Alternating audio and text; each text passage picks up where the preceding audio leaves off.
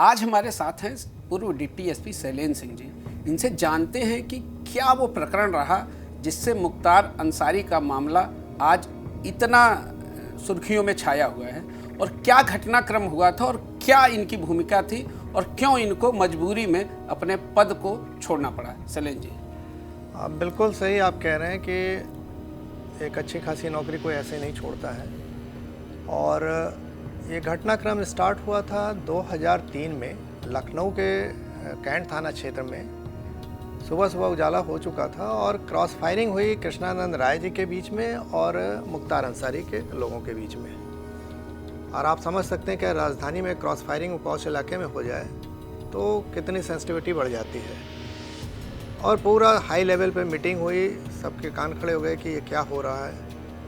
और वहाँ ये डिसाइड हुआ कि पूर्वांचल के इन लोग जो गैंग वार है हो रहा है, इसको रोका जाए और सब पर सख्त निगरानी रखी जाए। फिर एक टीम बनाई गई मेरे नेतृत्व में, मुझे ये जिम्मेदारी सौंपी गई कि आपको ये काम करना है। आप बनारस में पोस्टेड रहे हैं, उधर ही के रहने वाले हैं, चंदौली के, आपको सबको नज़दीक से जानते हैं। तो मैंने फिर ये जिम्मेदारी ली और एक अपनी अच्छी टीम का चयन किया और इसके सर्विलांस हमने शासन की अनुमति से इनके सबके फ़ोन के, हर जो भी ग्रुप थे सबके फ़ोन सुनने शुरू किए। इसी बीच में ये एक न्यूज़ आई कि मुख्तार अंसारी कोई सेना का भागोड़ा है, वो लाइट मशीन गन लेके भागा है राष्ट्रीय राइफल जम्मू कश्मीर से और उसको किसी भी कीमत पर ख़रीदना चाहते हैं। मैंने टेप ओप सब सुने। उसमें मुख्तार बुरी तरह डेस्परेट थे और अपने आदमी से बार बार कह रहे थे, देखो इस लाइन में देर नहीं की जाती है, विरोधी के पास नहीं जाना चाहिए, ये हमको बहुत ज़रूरी है, क्योंकि इसके माध्यम से हम जो इनकी बुलेट प्रूफ थी राइफ़ल के अगेंस्ट में कार, उसको हम भेज देंगे और हमें अपने वर्चस्व को कायम करना है, इनको हमें अंततः ख़त्म करना है। तो ये सब बातें आ रही थी। फिर मैंने संज्ञान में लाया वरिष्ठ अधिकारियों पे और वरिष्ठ अधिकारी ने कहा, नहीं शैलेंद्र, किसी भी कीमत पे ये गन जाना नहीं चाहिए मुख्तार के पास, उसके पहले रिकवर करो। और ये इसकी फाइनल डीलिंग तय हुई थी 1 करोड़ में 25 जनवरी को 2004 को। तो हम लोगों ने पूरी टीम लेके 24/25 की रात में ये रेड डाला, उस व्यक्ति को पकड़ा, बाबूलाल, जो चंदौली का बलुआ थाना क्षेत्र का रहने वाला था। उसके पास गन थी नहीं, उसका मामा जो सगा था, सगा मामा कौन था, मुन्ना यादव था जो हेड कांस्टेबल से रिटायर हुआ था और मुख्तार का गनर रह चुका था। तो वही मुख्तार उसके बीच में कड़ी था और ये डीलिंग करा रहा था। फिर उसके पास गए, इसने कहा गन हमारे मामा के पास रखा है, वहाँ से रिकवर किया जो चौबेपुर थाना था बनारस का। और अंत में ये चीज़ें हमने संज्ञान में लाया लोगों के ऊपर, वरिष्ठ अधिकारियों के, सर ऐसे रिकवरी हुई। सब लोग बहुत खुश हुए कि पहली बार उत्तर प्रदेश में, क्या इंडिया में, लाइट मशीन गन इस तरह से जो क्राइम में यूज़ हो रही थी वो रिकवर हुई थी। और इन लोगों ने शाबाशी दी, अप्रिसिएशन हमको भेजा, मीडिया में चलने लगा। लेकिन शाम होते होते जैसे ही सबको पता चला कि पोटा लगा है, पूरी स्थिति बदल गई। पोटा से जैसे इसलिए बदल गई क्योंकि मुख्तार अभी तक समझ रहा था कि सिंपल आर्म्स एक्ट के तहत मुकदमा दर्ज है। आर्म्स एक्ट में जो दोष, जिसके पास रिकवरी होती है वो दोषी होता है। लेकिन पोटा लगने के बाद जो बात कर रहा है वो भी दोषी हो गया, उतने ही। अब मुख्तार फंस चुके थे। आपको याद होगा उस समय मुलायम सिंह यादव जी की सरकार थी, अल्पमत की सरकार, बसपा तोड़ के बनाया था इन्होंने, और मुख्तार जैसे लोग ही उसको चला रहे थे, डरा धमका के या किसी तरह खरीद फरोख्त करके विधायक के माध्यम से इन लोग मुलायम जी की सरकार चला रहे थे। तो आप समझ सकते हो कि मुलायम के लिए कितने आवश्यक थे वो। और ऊपर से दबाव मुझे पड़ने लगा कि ये पोटा वोटा हटाओ और ये सब ख़त्म करो और केस ख़त्म करो, FIR बदलो। इतने मतलब नाराज़गी हो गई कि किसी भी तरह इसको ख़त्म करो। वरिष्ठ अधिकारी मुझसे बोले, मैंने कहा सर FIR कायम है, पोटा एग्जिस्ट करता है, इस समय लागू है, इसलिए अपने आप लगेगा, इसको कोई रोक नहीं सकता है।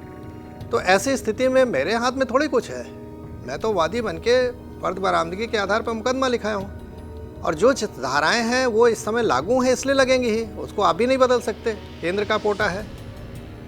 अब स्थिति बहुत ही ख़राब हो गई। लोग फिर मुलायम जी से बात किए। मुलायम सिंह जी ने, जो मुख्यमंत्री थे उस समय, उन्होंने कहा कि ये सरकार हम लोग चलाते हैं, कोई निर्देश न दे, हमने कहा ख़त्म होना है तो ख़त्म होना है। फिर इन लोगों ने कहा कि ऐसा करो, इन्वेस्टिगेशन दूसरे को करना है, तुम इसमें उनका नाम मत लो मुख्तार अंसारी का, बाकी सब ठीक है। तो हमने कहा सर ये भी कैसे संभव है, मुख्तार अंसारी का नाम मैंने FIR में पहले ही लिखाया है, शुरू में ही, और पूरी इर्द गिर्द उसके है। और यहाँ तक कि जो टेप आप है शासन की अनुमति से सुना गया वो रिकॉर्ड में है सब, वो एविडेंस एक्ट के तहत कवर होता है। तो आप कैसे इसको बदल सकते हैं? ये संभव ही नहीं है। बहुत इन लोग खींच गए। अंत में मैंने कहा कि अगर आप मुख्यमंत्री जी को एक्सप्लेन नहीं कर पा रहे हैं तो आप नंबर दीजिए, मैं बात करके एक्सप्लेन करूं कि ये संभव नहीं है। तो कहे नहीं, तुम नहीं बात करोगे, वो तुम्हारा नाम लेते एकदम आगे बबूला हो जा रहे हैं और बड़ी स्थिति ख़राब हो गई, तुम समझते नहीं हो, प्रैक्टिकल नहीं हो। तो हमने कहा सब आप लोग जो करना हो करो, मेरा जो काम था वो मैं अपने पार्ट पे कर चुका हूँ। और रात में फिर इतना नाराज़गी थी कि रातों रात IG, DIG, SSP सबका ट्रांसफ़र हुआ। बनारस से हमारी यूनिट क्लोज़ करके लखनऊ शिफ्ट कर दी गई और बहुत ही विकट स्थिति हो गई। यहाँ जब मैं ज्वाइन आया लखनऊ तो हमारे वरिष्ठ और लोग जो इतने शुभचिंतक थे सब लोगों ने समझाना शुरू किया।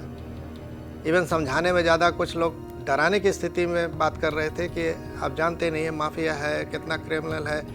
उधर शंकर जायसवाल जैसे एडिशनल SP पर गोली चला चुका है। लखनऊ के हजरतगंज में कोई तिवारी जी थे जेल सुप्रिटेंडेंट, उनका मर्डर कर चुका है। आप जानते नहीं, पुलिस लाइन बनारस में घुस के सिपाही को मारा है। विश्व हिंदू परिषद के रोंगटा जी का कोषाध्यक्ष जो थे उनको अपहरण करके पैसा लेके उनको मार दिया।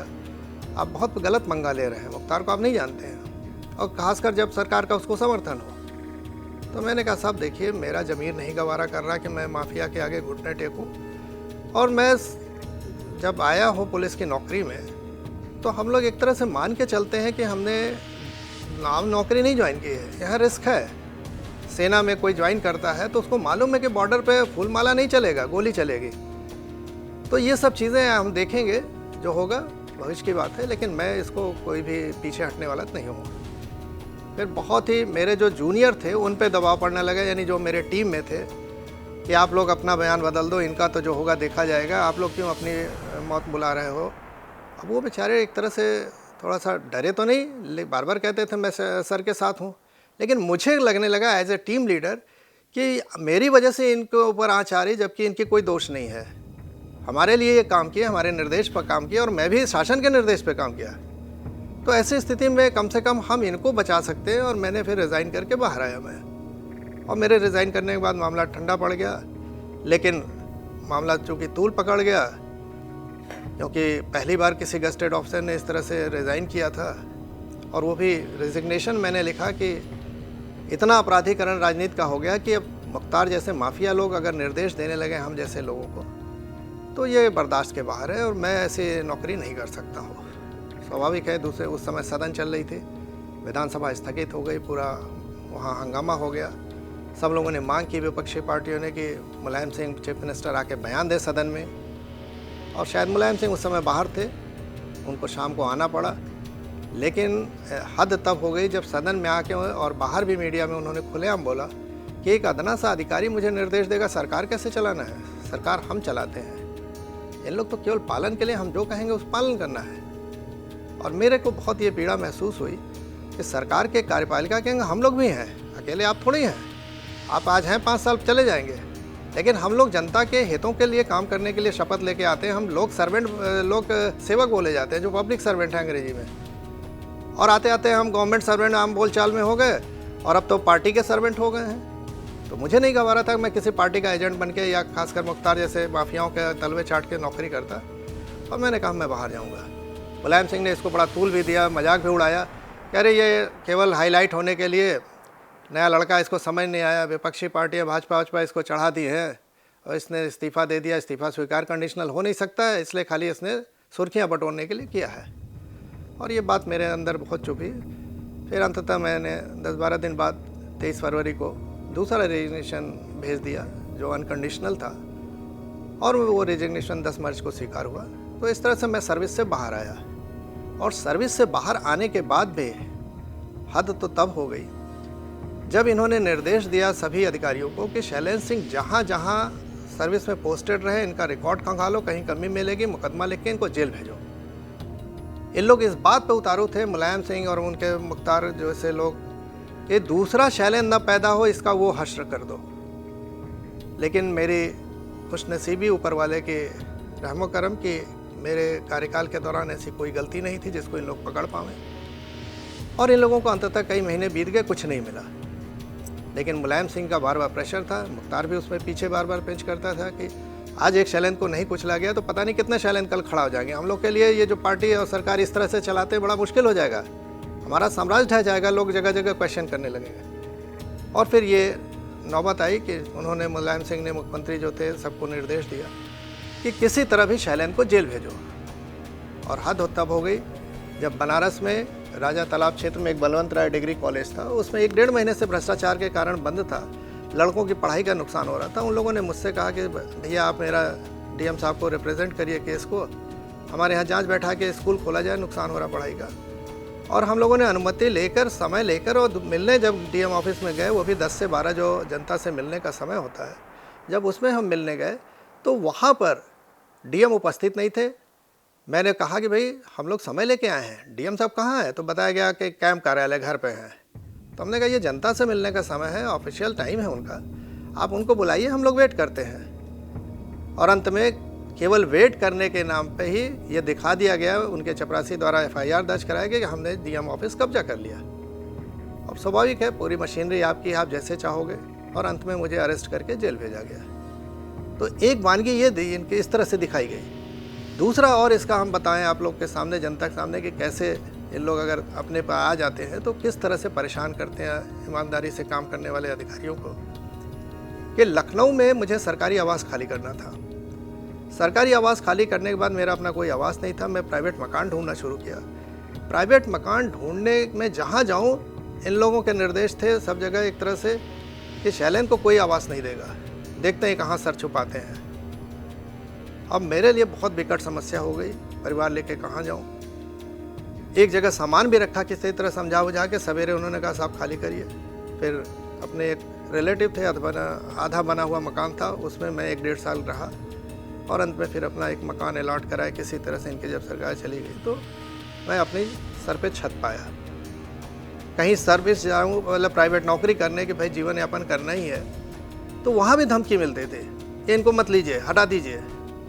तो बहुत ही विकट परिस्थिति होती कि जब अगर एक शासन सत्ता माफियाओं के द्वारा नियंत्रित होके चलाई जा रही हो तो ईमानदार अधिकारी के लिए काम करना कितना मुश्किल होता है। एक वानगी मैंने रखी, और ऐसा बहुत से लोगों के साथ हुआ होगा, हो रहा होगा, जनता के सामने नहीं आ पाता। ये तो संयोग था कि आज 17 साल बाद ये प्रकरण आप लोग के सामने आ गया, वरना तो पता नहीं कितने शैलेंद्र सिंह जैसे ख़त्म हो जाते हैं। अब जब मुख्तार बनारस बांदा जेल में आ चुके हैं, तो अब क्या देखते हैं, किस तरह से उस मामले या और भी जो उनसे जुड़े मामले हैं वो जनता के सामने आएंगे, और क्या होना चाहिए मुख्तार का? देखिए, आज मुख्तार की जो हालत हुई है, मैं देख रहा हूँ आप लोग के माध्यम से, न्यूज़ चैनल के माध्यम से, कि वो एड़िया रगड़ रहे हैं, व्हील चेयर पर बैठ के। उनकी वाइफ जनता राष्ट्रपति से गुहार कर रही हैं, उनके चाचा जो पूर्व राष्ट्रपति हामिद अंसारी हैं वो गुहार कर रहे हैं, उनके भाई बार बार गुहार कर रहे हैं कि मुख्तार के साथ अन्याय न हो। तो इन लोग क्या भूल गए कि जब आपने कितने माताओं के गोद सूनी की, कितने भाइयों के लोग, बहनों के कलर वो के जो थे भाइयों के सूनी कर दी कलाई, कितने विधवाओं का वो सुहाग उजाड़ा, तो आपको उस समय न्याय अन्याय का नहीं आया कि समझ में कि हम लोग क्या कर रहे हैं। आज आपके पाप के कर्मों का घड़ा भर गया है, फूटने वाला है, तो आपको अपने जान पे आ रही है। मैं माननीय योगी जी का सपरिवार हृदय से धन्यवाद देता हूँ कि आज इनकी वजह से हम आज आप लोग के बीच में हैं। जब मैं रिज़ाइन किया तो उस समय इन्होंने, अरे रिज़ाइन नहीं, जब जेल गया तो मेरे घर पे इन्होंने फ़ोन किया कि आप लोग चिंता न करें, हम लोग साथ हैं, और कभी हमारा अगर सरकार बनी अवसर आया तो हम लोग आपके साथ जो गलत हुआ उसको बदलेंगे। और आज उसी का नतीजा है कि आपकी सरकार आई 2017 में, आपने स्थितियाँ बदली, तुरंत केस मेरे 2 थे मुकदमे जेल के वापस लिया, और वो अंततः 6 मार्च 2021 को न्यायालय द्वारा स्वीकृत हुआ, और आपके सामने ये सब चीज़ें आई। तो जब शासन सत्ता निज़ाम बदलता है, ऊपर बैठा जो मुख्य है, खासकर मुख्यमंत्री के रूप में अगर कोई ऐसा बैठ जाए तो उसका कितना प्रभाव होता है, ये हम लोग देख रहे हैं। आज यही माफिया चाहे जिसकी सरकार रहे, सपा की थी तो सपा का बरदहस रहा, आपने देखा मेरे प्रकरण में। यही बसपा का जब आती है तो उनके साथ चुनाव लड़ते हैं। मोदी जी के खिलाफ इन्होंने 2014 में नहीं 19 में चुनाव शायद लड़ा बनारस से। और अभी पंजाब में जब ये वहाँ रह रहे थे तो आप देख सकते हैं एक नेशनल पार्टी कांग्रेस के वरदहस्त के कारण वहाँ 2 साल से ऐश कर रहे थे, अपना गैंग जेल से चला रहे थे। तो सुप्रीम कोर्ट ने हस्तक्षेप किया, माननीय योगी जी ने पीछा किया सुप्रीम कोर्ट तक, और सुप्रीम कोर्ट के हस्तक्षेप के कारण आज सुन रहे हैं कि रात में वहाँ से चल के सुबह बांदा जेल आ गए हैं। और इनके अपने कर्मों का हिसाब होगा, जो इन्होंने किया है दूसरों के साथ, इनको मिलेगा उसका नतीजा। और आज जनता भी इस चीज़ से राहत महसूस कर रही है, मैं भी राहत महसूस कर रहा हूँ। जेल में आ चुके हैं, ट्रायल जल्दी होंगे, गवाहियाँ होंगी। क्या लगता है कि इससे मुख्तार अंसारी को जल्दी से जल्दी सज़ा मिल पाएगी, और क्या चाहते हैं आप? स्वाभाविक है, जब शासन सत्ता अगर ठीक से काम करे, एमपी एमएलए कोर्ट अलग है, उसमें शीघ्र ट्रायल होता है और इनके खिलाफ भी सबूत बहुत है। जैसे मेरे ही केस में आप सोचिए कि शासन के अनुमति से टेप किया था, उसमें साफ साफ खरीदने की बात थी, और इस व्यक्ति का अगर वो परिस्थिति जन साक्ष्य उसको बोलते हैं, सर्कमस्टेंशियल एविडेंस, उसको अगर लिया जाता है तो आप गवाह को तो धमका सकते हैं, बदल जाएगा, लेकिन अगर परिस्थिति जन साक्ष्य को ठीक से रखा जाए तो उसको तो आप नहीं बदल सकते, ना धमका सकते हैं। इस डायरी में भी लिखा है, मजबूरी में जब हमारी टीम नहीं बदली तो ऐसी स्थिति में साक्ष्यों का सही से प्रस्तुतिकरण हो जाए न्यायालय के सामने और निष्पक्ष ढंग से इनकी पैरवी कर ली जाए, तो ये तो अपने आप कर्मों से मारे जाएंगे जो इन्होंने किया है। और मुझे पूरी उम्मीद है कि शीघ्र ही इनके साथ जल्दी न्याय किया जाएगा। तो स्वाभाविक है कि जब निज़ाम बदलता है तो बहुत कुछ बदलता है। आज आप देख रहे हैं कि इनकी अवैध संपत्तियां जब्त हो रही हैं, इनके अवैध इमारतें गिराई जा रही हैं। अपराधी का सबसे बड़ा ताकत उसका आर्थिक साम्राज्य होता है, जो उसने भय का वातावरण बनाया है। और अगर उसको आप गिरा दीजिए तो कहीं का नहीं रहता है, क्योंकि वो जो भी कुछ मैनेज करता है अपने उस पैसे से करता है। तो योगी जी ने उसी पर मतलब एक तरह से दुखती नस पे हाथ रखा है, और इनके जितना आर्थिक साम्राज्य इस तरह से इन्होंने बनाया है या इनके जैसे लोगों ने बनाया, वो ध्वस्त हो रहा है। तो बहुत बढ़िया सब चल रहा है, और इनको शीघ्र ही इनके कर्मों का फल मिलेगा। एक बड़ा सवाल उठता है कि आज बहुत सारे अधिकारी जो सेवानिवृत्त हो गए हैं खूब बोल रहे हैं कि मुख्तार ऐसे करता था, मुख्तार ऐसे करता था, जेल में ये होता था, सरकार ऐसे है।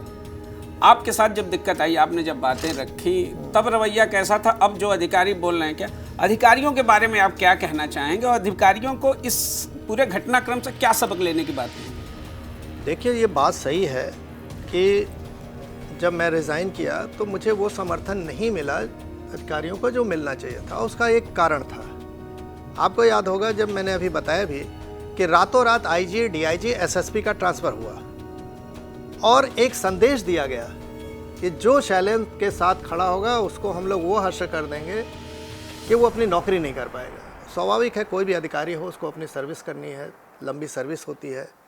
इन लोग अगर अपने पे आ जाएं तो कितने अधिकारियों को इन्होंने परेशान करके पागल तक कर दिया है।